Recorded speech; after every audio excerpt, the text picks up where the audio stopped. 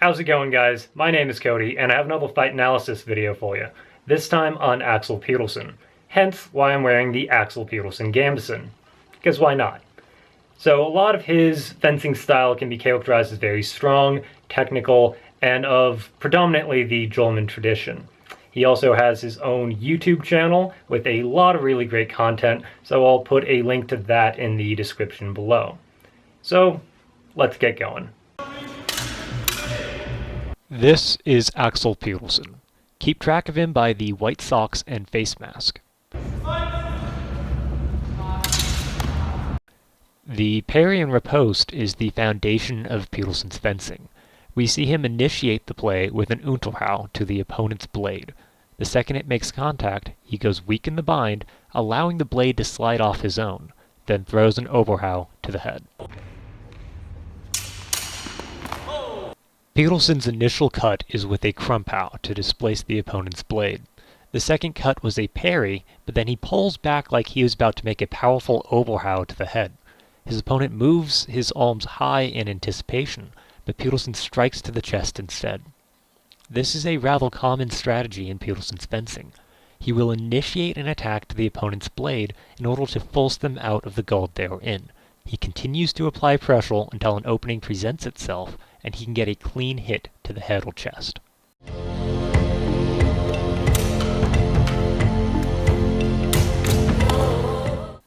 To highlight my previous point, watch how he reads the fight. If the opponent initiates, he parries and backs out.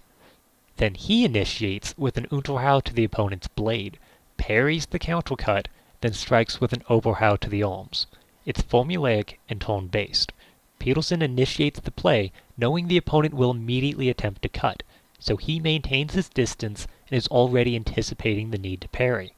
After the successful parry, he strikes to whatever opening has been made available. A nice thrust from Flug that changes into Ox to protect against the afterblow. A nice use of half-swording. He subtly moves his left hand above the schild before rushing in. He catches the opponent's cut and maintains his momentum with the point leading the way.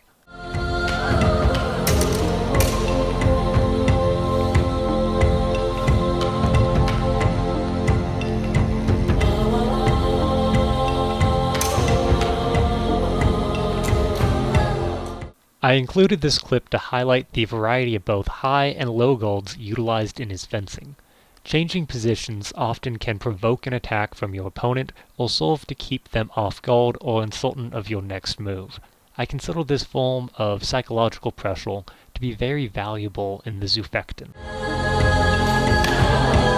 This play reminds me of the description Fiore gives for Diente de Cinquiaro. Strike horizontally up to displace your opponent's blade, then bring your sword back down upon your opponent's head or arms.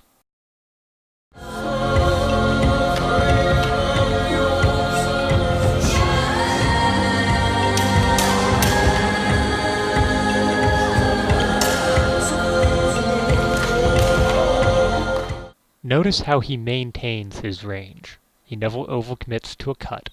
If the situation is not to his advantage, he backs out. If his opponent retreats, he doesn't give reckless chase, but maintains a strong stance.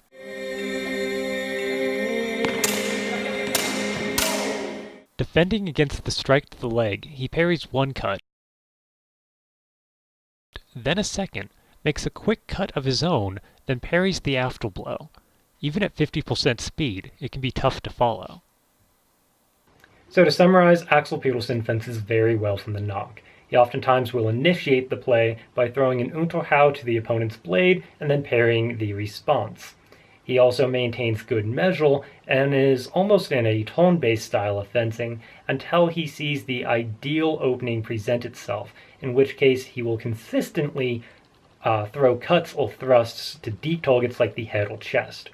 He also utilizes a lot of variety in German techniques and guards, and he does really well at thrusting and even half-swording, but I didn't really see a whole lot of grappling, either in this tournament or in a lot of other videos I found of his fencing throughout YouTube. So as always, I hope you enjoyed my content. If you did, like, comment, share it, help the channel grow.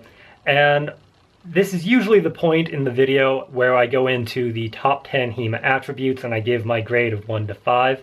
But I noticed on the analytics a lot of people weren't watching that content, so I cut it from this video. I still do have the survey that you can take and still vote and all of that from the Facebook page, or just follow the link in the video description.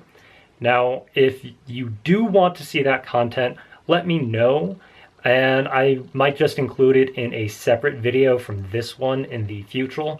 But as it currently stands, I wasn't getting a whole lot of retention on that segment, so why make content no one really wants to watch? But if you do, just let me know and I'll see what I can do. Anyway, I hope to see you again next week, and let me know what you thought in the comments below. Vi sunt la testra.